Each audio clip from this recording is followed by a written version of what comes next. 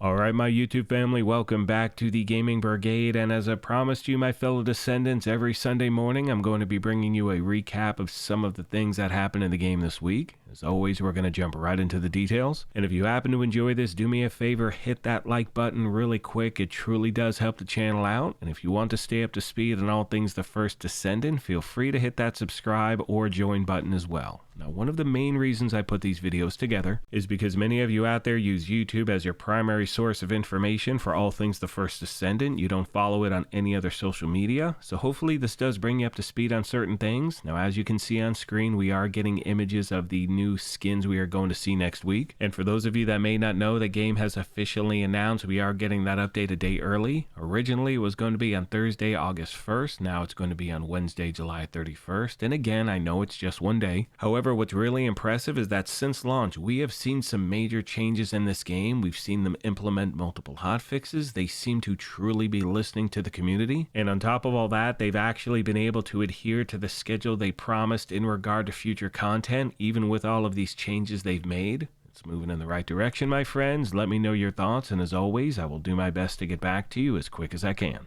Now at this point, we're going to switch gears and talk about a few things that players would love to see in the game ASAP, one of which is a marketplace. Now the game has already confirmed we are going to be getting that, but we have no idea when that's going to take place. Obviously, when I have that information, I will bring it to you right away. And another feature people would love to see in this game is an addition of a weekend vendor that sells modules, reactors, and patterns. We could use the extra Descendant and weapon parts from open patterns to trade for currency. Only the vendor accepts. As it stands, our extra Descendant and weapon parts are useless. They could rotate red and yellow modules weekly and add a selection of purple and yellow tier amorphous patterns. We already have systems from other successful looter shooters. Why not add this one as well? Totally agree with that. Let me know your thoughts. And also let me know what other features would you like to see added to the game. Remember, we are at the beginning, the infancy of this game's lifespan. I mean, look, we're less than 4 weeks in. Which takes us to the topic of the player base, and one question I've been getting at the channel is, am I concerned with the numbers dropping? And the answer is absolutely not. Look, again, we're rolling into week 5. You can see as of my recording this video, it is currently 10:21 a.m. on Sunday, July, 28th. And on Steam alone, there are currently over 136,000 people playing. The peak for today has been over 142,000. Keep in mind as I read these numbers, these do not include console players as well.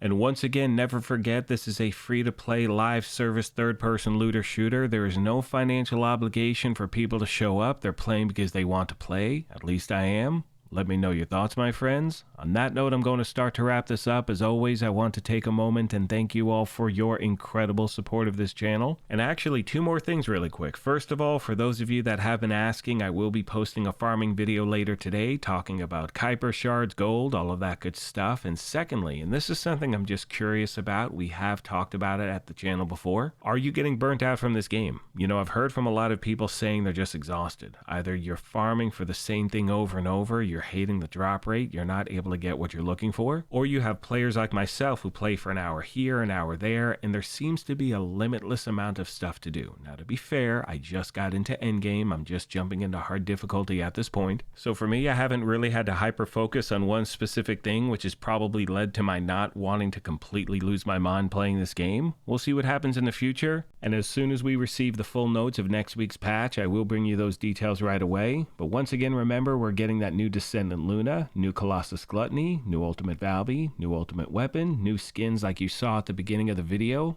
The future looks good, my friends. Thank you once again for the privilege of your time, and as I mention at the end of every one of these, take care of yourselves, be kind to each other, and we will talk to you soon. Thanks again, everyone.